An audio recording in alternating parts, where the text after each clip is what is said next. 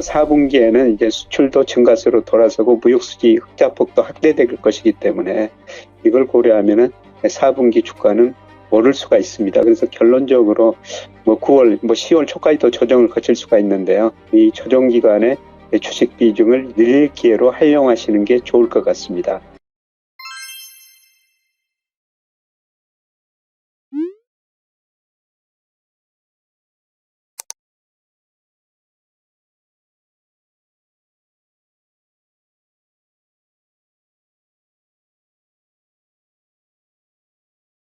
안녕하세요, 교수님. 예, 안녕하십니까. 8월 수출입 동향이 나왔는데요. 어떻게 예, 예. 나왔는지 궁금합니다. 예, 8월 수출도 역시 감소했습니다. 전년 동월에 비해서 8.4% 감소했는데요. 예, 그러나 무역 수지가 흑자가 났어요. 그래서 계속 그 불황의 흑자라고 그러는데 수입이 무려 22.8%나 감소했기 때문입니다. 예, 그러나 다행스럽게도 무역 수지는 계속 흑자가 나고 있어요. 6월 이후로 계속 흑자를 이루고 있습니다. 예, 그리고 나중에 그 주가 관계를 말씀드리겠습니다만은 8월 그 일평균 수출 금액이 21억 6천만 달러로 전년 동월 대비 8.4% 감소했습니다. 제가 한 8월에 22억 달러 정도 될 것이다 그랬는데 약간 제 예상보다는 좀 부족하게 나왔네요. 네, 그렇군요. 답변 감사합니다. 그렇다면 업종별 수출을 보면 호조를 보인 업종은 어떤 게 있었을까요? 역시 자동차가 계속 잘 되고 있습니다. 자동차가 8월에 무려 거의 29%나 전년 동월에 비해서 증가했어요. 그리고 산업통상자원부 통계에 따르면은요, 역대 8월 비해서 자동차가 금액이 1위였다는 겁니다. 월간으로 보면은 8월 달에 자동차는 수출이 정말 잘 됐다. 그런데 최근에 우리나라 전기차가 수출이 좀 잘 되고 있고요. 역시 부진한 게 반도체, 석유 제품, 석유화 이런 것들은 계속 좀 큰 폭으로 감소하고 있습니다. 이거는 8월 한 달이고요. 조금 더 추세로 보면은 반도체 수출 비중이 많이 감소한 걸 볼 수가 있습니다. 2018년에 우리나라 반도체가 수출에서 차지하는 비중이 20.9%였어요. 그 이후로 쭉 감소하다가 올 8월까지 보니까 무려 14.3%로 크게 감소했습니다. 반도체 수출이 이렇게 감소한 것은 중국 때문입니다. 우리 반도체가 홍콩, 중국으로 55%나 가거든요. 근데 중국 경제가 어렵다 보니까 반도체 수출 비중이 크게 줄어들었고요. 대신 자동차 비중이 2018년에 6.8%였는데 작년에 7.9%까지 오르고 올 8월까지 보니까 11.4%로 많이 늘었습니다. 그래서 반도체는 부진하고 상대적으로 자동차는 잘 되고 있다. 그리고 석유와 철강 큰 변동이 없고요. 선박이 최근에 약간 비중이 좀 증가하는 모습이 나타나고 있습니다. 네, 답변 감사합니다, 교수님. 그렇다면 국가별 동향은 어떻게 될까요? 국가별로 보면 역시 8월에도 중국으로 수출이 많이 안 되고 있습니다. 20%나 감소했고요. 그런데 미국으로 수출은 2.4% 증가했습니다. 그리고 EU 쪽으로도 수출이 2.7% 증가했고요. 미국이나 EU 쪽으로 수출이 증가한 것은 역시 자동차가 이쪽으로 수출이 잘 되기 때문입니다. 이것도 한번 추이를 보면요.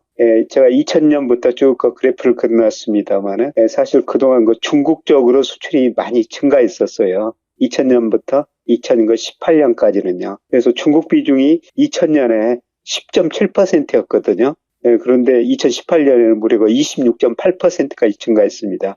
그 이후로 중국 경제 성장이 둔화되면서 작년에 22.8%로 떨어졌고요. 올 8월까지 보니까 무려 19.7%로 크게 떨어졌습니다. 대신 미국 비중이 2018년 12%였어요.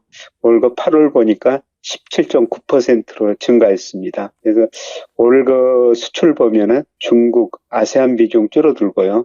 미국이나 EU 비중, 선진국 비중은 오히려 늘어나는 모습을 봤습니다. 네, 답변 감사합니다, 교수님.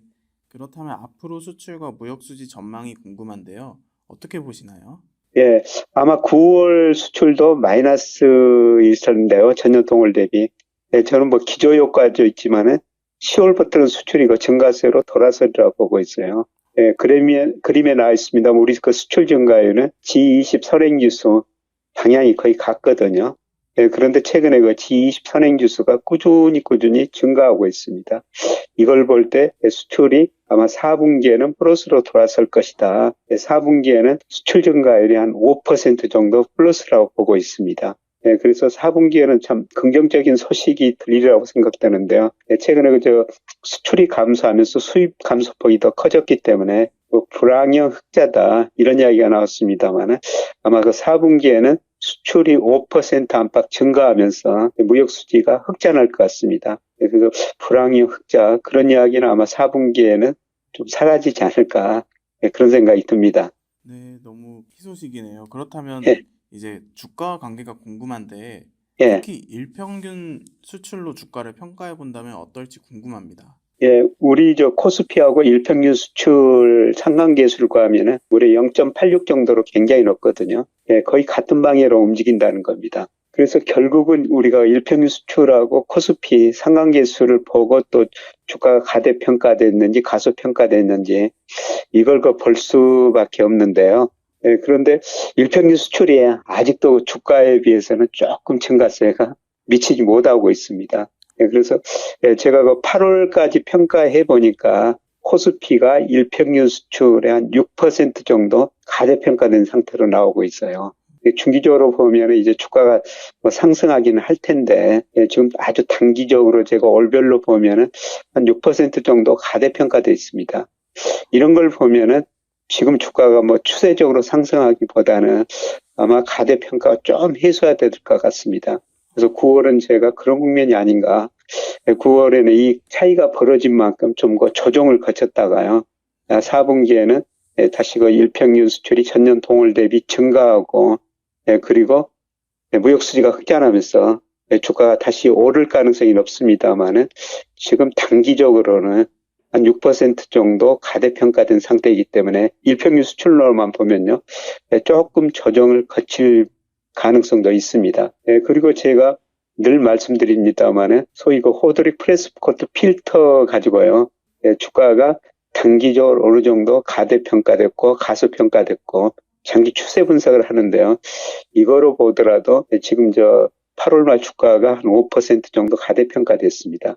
그래서 지금 주가가 최근에 조정을 보이고 있는데 아마 9월까지는 조금 더 조정이 이어지지 않을까. 그런데 4분기에는 이제 수출도 증가세로 돌아서고 무역수지 흑자폭도 확대될 것이기 때문에 이걸 고려하면은 4분기 주가는 오를 수가 있습니다. 그래서 결론적으로 뭐 9월, 뭐 10월 초까지도 조정을 거칠 수가 있는데요. 이 조정 기간에 주식 비중을 늘릴 기회로 활용하시는 게 좋을 것 같습니다. 네, 교수님이 좋은 투자 전략 공유해 주셔서 감사합니다. 예, 고맙습니다.